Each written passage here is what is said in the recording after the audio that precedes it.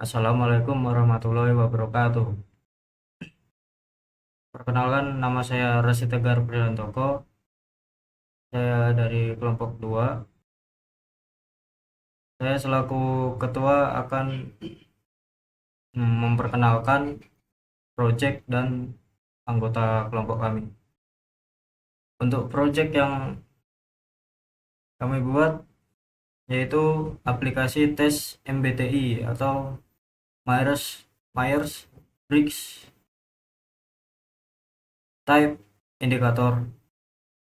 Nah, untuk anggotanya yaitu Nuria Kiswa, Hafiz Kurniawan, Arum Cahyaningtyas, Muhammad Radi Asyidik, Rizky Bayu Saputra, Muhammad Hilmi Azizi, dan saya Rasi Tegar Prihandoko.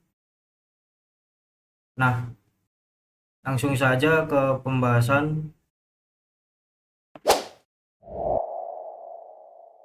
Assalamualaikum warahmatullahi wabarakatuh. Saya Rifki Bayu Saputra dari kelompok 2. Saya akan menjelaskan deskripsi tentang apa itu MBTI.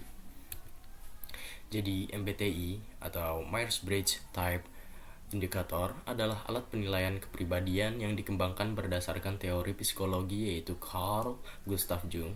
Jadi MBTI ini membantu kita untuk mengidentifikasi preferensi individu dalam cara mereka memproses informasi, membuat keputusan, dan berinteraksi dengan dunia luar. Jadi terdapat 16 tipe kepribadian yang dihasilkan dari kombinasi 4 dimensi utama. Yang pertama itu ada extrovert yang dilambangkan dengan E, atau introvert yang dilambangkan dengan I, yaitu cara seseorang mendapatkan energi. Yang kedua ada sensing dilambangkan dengan S, atau intuition dilambangkan dengan N, yaitu cara seseorang memproses informasi. Yang ketiga thinking yang dilambangkan dengan T, atau feeling yang dilambangkan dengan F, yaitu cara seseorang membuat keputusan. Yang keempat ada judging dilambangkan dengan J, atau perceiving yang dilambangkan dengan P, yaitu cara seseorang menyusun hidupnya. MBTI ini sering digunakan untuk mengembangkan diri, hubungan interpersonal, dan manajemen tim. Namun, penggunaannya bersifat deskriptif dan tidak dimaksudkan untuk mengukur kemampuan atau kecerdasan. Jadi, alat ini membantu individu memahami diri sendiri dan orang lain, serta meningkatkan komunikasi dan kolaborasi dalam berbagai konteks. Assalamualaikum warahmatullahi wabarakatuh. Perkenalkan, nama saya Arum Cahyaningtyas dari kelompok 2. Di sini saya akan membahas 16 tipe kepribadian manusia. Tipe kepribadian ini bisa membantu kita untuk lebih memahami diri kita sendiri, orang lain, serta cara kita berinteraksi dengan dunia. Tes MBTI terdiri dari 16 tipe kepribadian yang terbentuk dari kombinasi 4 dimensi dasar. Yang pertama, ada introversion versus extraversion. Di sini, apakah kita lebih fokus pada dunia dalam diri kita atau pada dunia luar? Yang kedua, sensing versus intuition. Di sini, apakah kita lebih memfokuskan pada fakta konkret atau kemungkinan dan ide? Ketiga, thinking versus feeling. Di sini, apakah kita lebih suka membuat keputusan berdasarkan logika atau perasaan? Yang keempat, judging versus perceiving.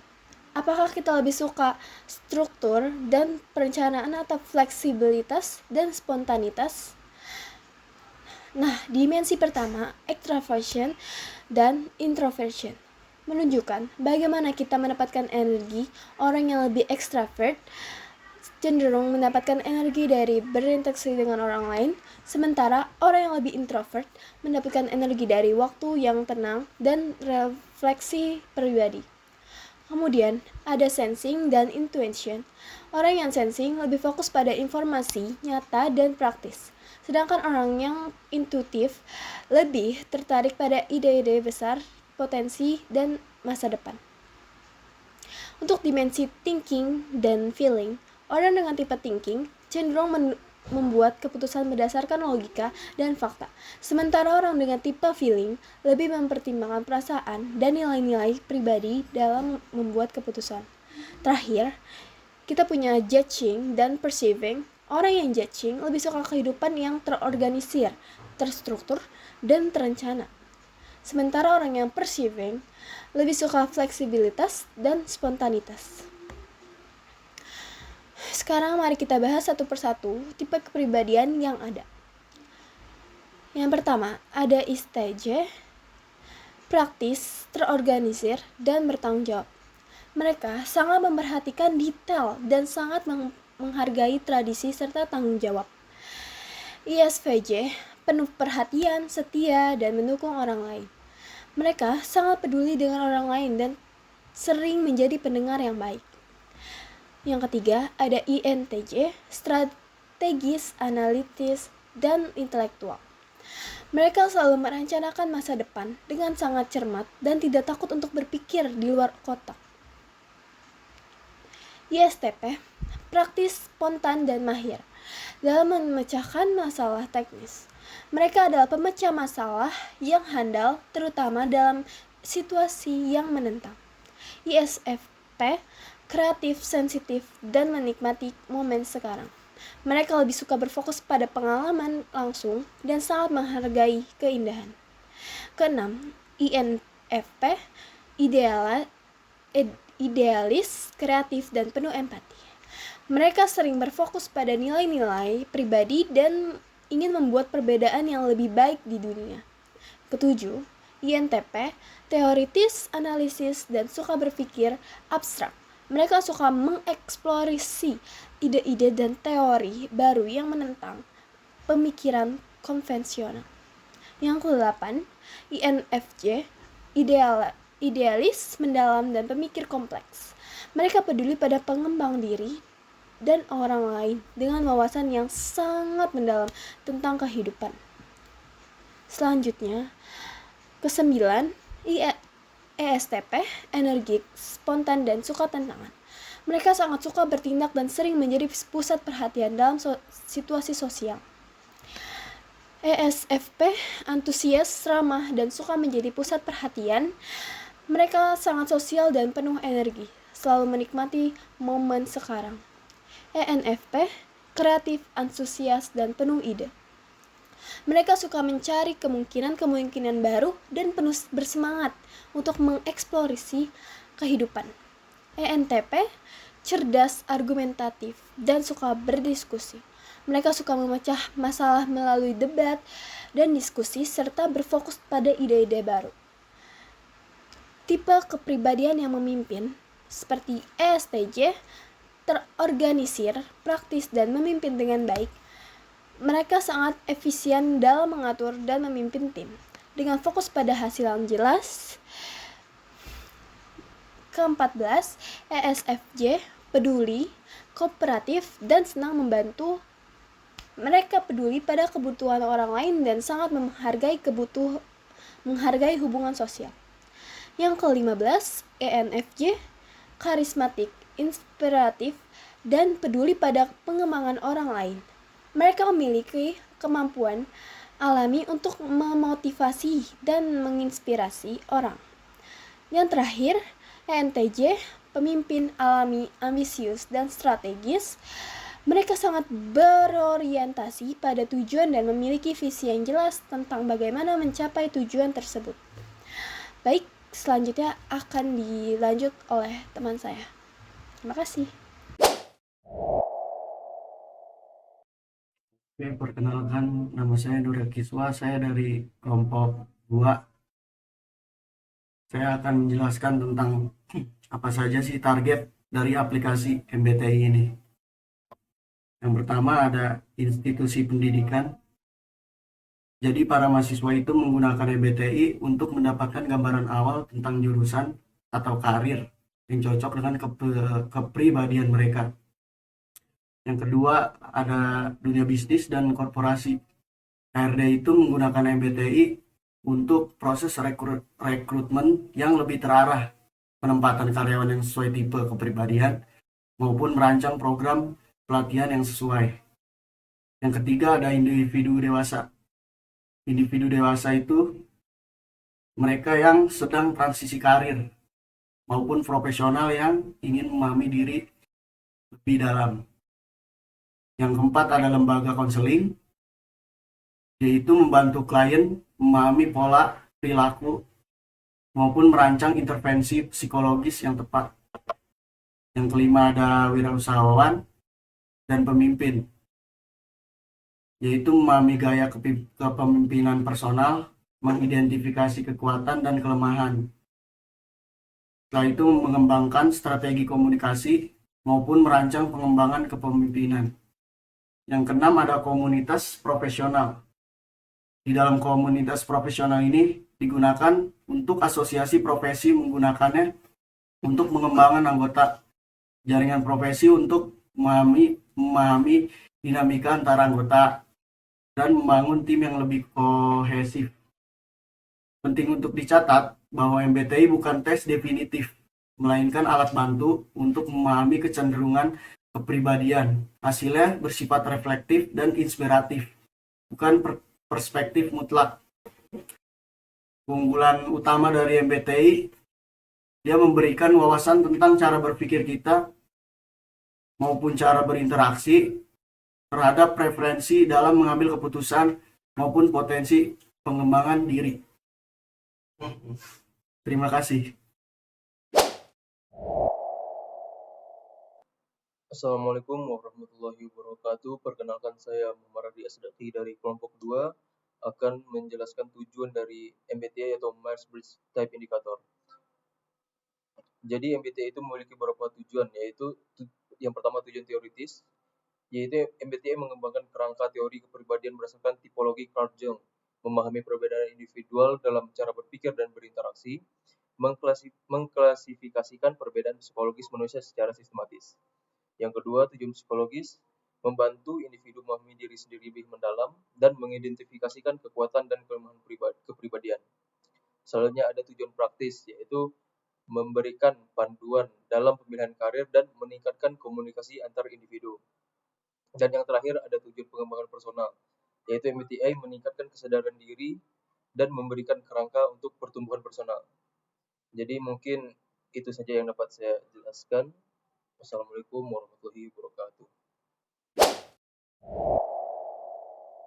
Baik, perkenalkan, nama saya Hafiz Kurniawan dari kelompok 2. Ingin menjelaskan alur codingan dari aplikasi MBTI.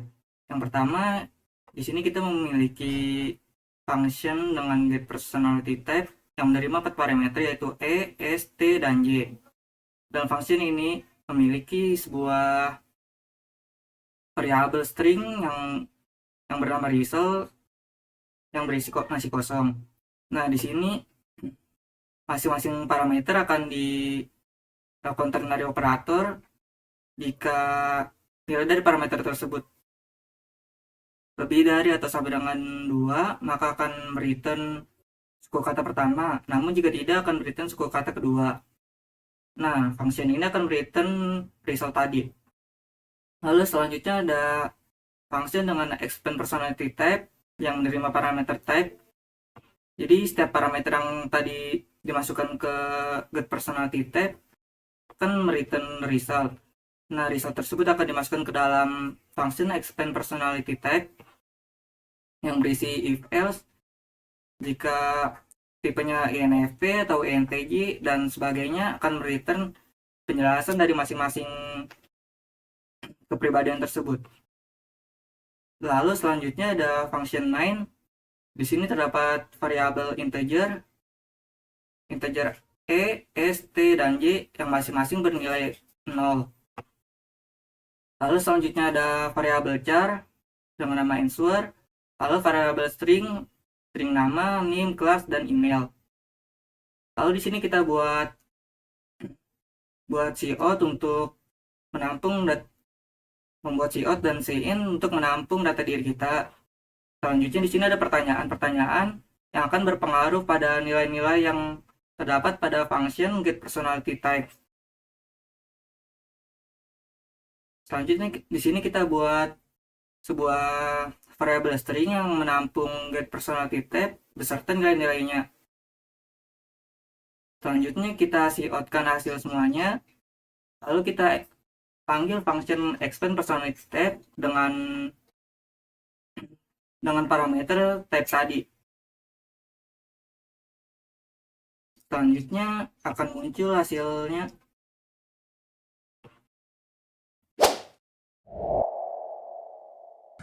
Perkenalkan, nama saya Muhammad Hilmi Sisi dari kelompok 2. Saya akan menjelaskan tentang implementasi dari proyek algoritma dari kelompok 2, yaitu aplikasi MBTI. Yang pertama, saya akan memberitahu tentang desain dari aplikasi dari kelompok 2 ini. Nah, untuk yang pertama, nanti akan muncul selamat datang di tes kepribadian MBTI. Kemudian, nanti setelah ini kita masukkan data diri. Untuk yang pertama, masukkan nama, terus NIM, kemudian kelas, kemudian email. Nah, untuk selanjutnya, sini di aplikasi tersebut nanti akan ada beberapa pertanyaan. Yaitu ada 8 pertanyaan. Nanti kita untuk menjawabnya yaitu dengan kita mengetikkan Y untuk ya dan N untuk tidak. Nah, gitu. Kemudian nanti kita jawab satu persatu untuk pertanyaannya dari 1 sampai 8. Kemudian setelah kita menjawab semua pertanyaannya, nanti kita langsung dikasih hasil. Untuk hasilnya nanti ada tulisan hasil tes MBTI, kemudian nama kita yang telah kita masukkan, kemudian NIM, kemudian kelas, dan email yang telah kita masukkan. Nah, setelah itu ada hasil tes. Nah, nanti hasil tes akan ada jawaban dari pertanyaan yang telah kita jawab dari aplikasi tersebut. Nah, sekarang kita coba ke aplikasinya langsung. Nah, di sini langsung kita masukkan nama, misalkan saya masukkan nama saya sendiri yaitu Muhammad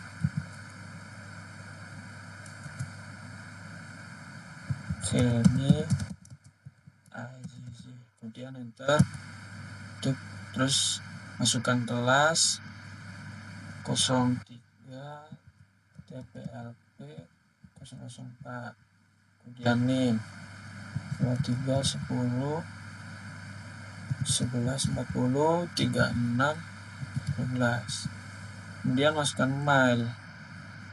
Untuk email masukkan ini 123@gmail.com. Nah, ini untuk pertanyaan pertama. Untuk pertanyaan pertama yaitu apakah Anda merasa lebih bersemangat saat berada di tengah banyak orang dibandingkan sendirian? Nah, ini tergantung dari diri Anda sendiri. Misalkan Anda lebih bersemangat ketika berada di tengah banyak orang, berarti Anda jawabnya Y.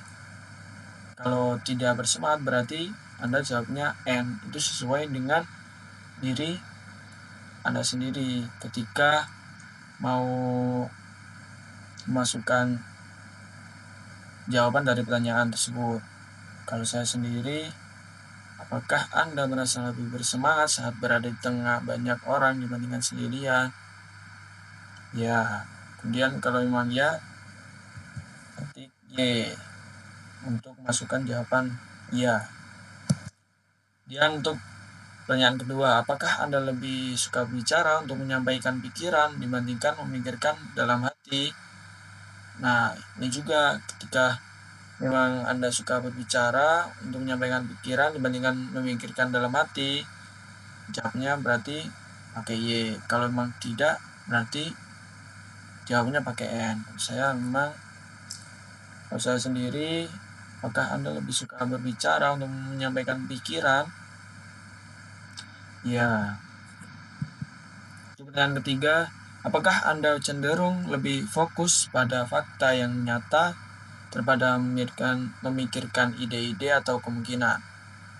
Nah, ini juga untuk pertanyaan selanjutnya sesuai dengan diri Anda sendiri. Kalau saya sendiri, ya saya lebih fokus pada fakta.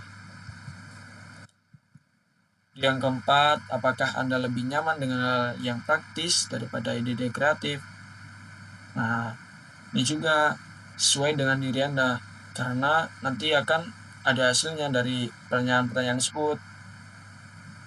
Nanti akan ada hasil dari dari pertanyaan-pertanyaan tersebut. Terus nanti apakah Anda ini masuk ke kepribadian apa gitu. Jadi nanti kalian sesuai diri Anda masing-masing gitu. Kalau saya, apakah Anda lebih nyaman dengan hal yang praktis daripada ide-ide kreatif? Kalau saya mau tahu tidak gitu. Terus nomor 5, ketika mengambil keputusan, apakah Anda lebih sering menggunakan logika daripada perasaan? Nah, itu sesuaikan juga dengan diri Anda. Kalau saya, ya, berarti Y. Kemudian yang nomor 6, apakah Anda lebih mengutamakan kebenaran daripada menjaga perasaan orang lain? Nah, itu juga tergantung diri Anda gimana gitu. Kalau saya memang ya. Kemudian untuk yang nomor 7, apakah Anda lebih suka membuat rencana yang teratur daripada mengalir sesuai situasi? Juga untuk masukan sesuai diri Anda. Kalau memang suka lebih terencana, ya masukkan ya. Kalau memang lebih suka mengalir, berarti nanti ketiknya N. Kalau saya Y. Kemudian yang nomor 8, apakah Anda lebih nyaman dengan hal-hal yang pasti daripada situasi yang penuh ketidakpastian? Nah, itu juga nanti sesuai data diri Anda, atau maksudnya kepribadian Anda itu gimana gitu. Kalau saya memang sukanya yang hal yang pasti gitu. Nanti jawabnya Y. Nah, setelah itu nanti akan muncul hasilnya, yaitu hasil tes MBTI. Untuk yang pertama ini ada nama. Ini nama saya Muhammad Filmi Azizi, terus kemudian kelas, terus ada NIM, email, kemudian hasil tes. Nah, sini hasil tesnya kan ENTJ. ENTJ itu apa? Yaitu berkat pengetahuan yang luas. ENTJ adalah pembaca keadaan yang baik. Nah, itu kepribadian yang ada di ENTJ. Kemudian ia peka dalam memilah prosedur atau kebijakan yang kurang efisien, akan mampu mengembangkan sistem guna mengatasi persoalan dalam organisasi. Tipe kepribadian MBTI ini tak segan memaksakan idenya. Nah, itu merupakan kepribadian dari ENTJ, yaitu kepribadian saya sendiri. Nah, mungkin bisa aja nanti kalau jawaban dari yang tadi dari 8 soal tadi beda, pasti nanti hasilnya juga beda. Jadi sesuaikan dengan kepribadian Anda masing-masing. Nanti ada banyak itu hasilnya, seperti apa yang telah dijelaskan di awal tuh. Ada banyak. Tapi saya ini hasilnya ENTJ gitu. Itu untuk implementasi dari aplikasi tes MBTI yang telah dibuat dari kelompok 2 dari mata kuliah algoritma dan pemrograman. Jadi saya sekian, terima kasih. Nah, untuk kesimpulannya, aplikasi MBTI yang kami kembangkan bertujuan untuk membantu pengguna memahami tipe kepribadian mereka berdasarkan teori Myers-Briggs. Dengan fitur teks interaktif dan analisis yang jelas, aplikasi ini memberikan wawasan yang berguna dalam mengembangkan diri dan komunikasi.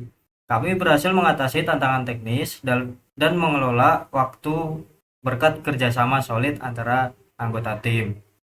Kedepannya, kami berharap aplikasi ini dapat terus dikembangkan dengan menambahkan fitur baru, seperti integrasi dengan platform lain, serta memperbaiki tampilan antarmuka agar lebih menarik dan mudah digunakan. Dengan demikian, aplikasi ini diharapkan dapat memberikan manfaat lebih besar bagi penggunanya dalam jangka panjang. Sekian penjelasan dari proyek kelompok kami. Kurang lebihnya mohon maaf. Wassalamualaikum warahmatullahi wabarakatuh.